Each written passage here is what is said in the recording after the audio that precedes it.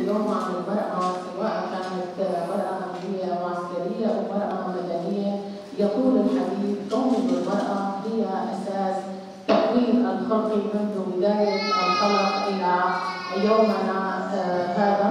نحن نستطيع أن نقول بأن المرأة هي الجزء العصبي للمجتمع الإنساني بأكمله، وأيضا بما نقول بأنها الجزء العصبي للمجتمع الإنساني أو للإنسان بشكل عام نتيجة لما تمتلكه من ذكاء وحكمة وقوة وشجاعة.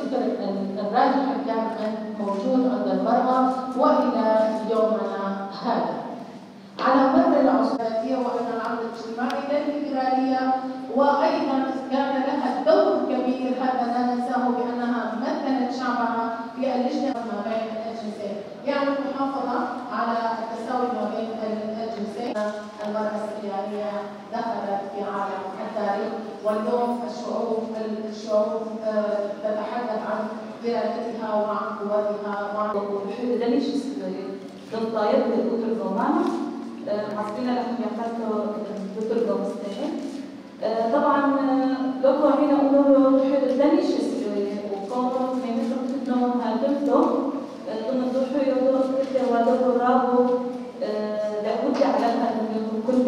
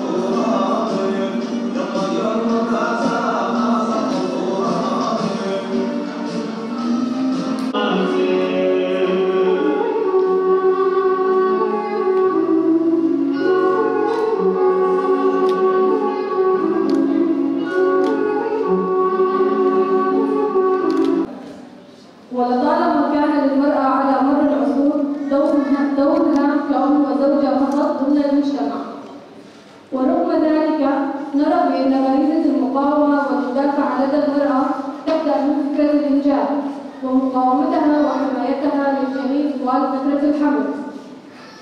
ومنذ القدم نرى بأن المرأة والأرض هما المصدر الرئيسي للعطاء والثروة، لأنهما تضمنان الحياة واستمراريتها. وإذا تعمقنا أكثر في التاريخ نرى كثير من الأمثلة والشخصيات وحتى الآلهة التي تجسد قوة إرادة المرأة من شعبنا. ولدى شعبنا السرياني الآشوري الكلداني العديد من الآلهة التي ترمز إلى الحياة والحرب، ومنها شاغيرا ووينانا وزنوبيا وعشتار. اليوم نحن بندوتنا اللي أقمناها نحن بالمشاركة مع الاتحاد النسائي السرياني، نحن كقوة أمنية وقوة عسكرية أقمنا هاي الندوة واللي هي عنوان الدفاع الذاتي حق مشروع نحو الحرية للمرأة. اليوم نحن هاي هدف ندوتنا هو أنه نقوي المرأة ضمن المجتمع في المجال العسكري، وأن نقوي من شخصيتها ومن كيانها لكي تصبح قادرة على الدفاع عن نفسها وعن ذاتها وعن أرضها وعن شعبها.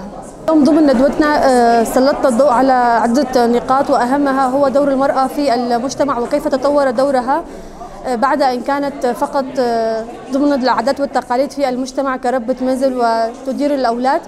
اليوم أصبحت لها دور بارز في المجال العسكري، وأصبحت بجانب الرجل قادرة على حمل السلاح وتخوض الحملات كحملة الشدادة والهول والرقة. اليوم المرأة ضمن ثورة المرأة قامت بلعب دور كبير كتير ومهم في المجال العسكري، فقامت بحمل السلاح للدفاع عن شخصيتها وعن دورها كمرأة في المجتمع، وتخطت جميع العادات والتقاليد ووقفت جانب بجانب الرجل في جميع المحن وجميع الحملات.